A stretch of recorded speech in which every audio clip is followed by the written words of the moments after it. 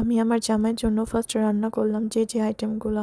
যদিও আমার এখন মা নাই, মা তো মারা গেছে, তাকে জান্নাত নসিব করুক।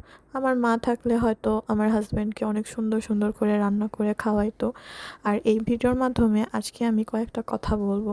আসলে কি, হাজব্যান্ড যদি প্রপারলি ভালো হয় আর পরিপূর্ণভাবে যদি ভালোবাসা দেয়, সে দেখতে যেমনই হোক না কেন, মনের কাছে একটা শান্তি অনুভব হয়। কিছু মানুষের মন্তব্য, এই আপনার হাজবেন্ডের সাথে তো আপনাকে মানায় না, হাই হাই ভাই তো জিতছে। লিসেন, সবাইকে একটা কথা বলি, কার সাথে আমাকে মানাইছে কি মানায় নেই সেটা আপনাদেরকে আমি জাজ করতে বলি নেই। আসলে কি, ফেস সৌন্দর্য এসব দিয়ে না সংসার হয় না, ঠিক আছে?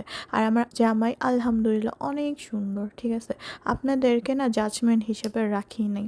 আর সেকেন্ডলি কথা হচ্ছে যে হাজব্যান্ডের মধ্যে বাজে নেশা নাই, সিগারেট খায় না, পরনারীতে আসক্ত নাই, এরকম হাজব্যান্ড পাওয়া মানে ভাগ্যের ব্যাপার।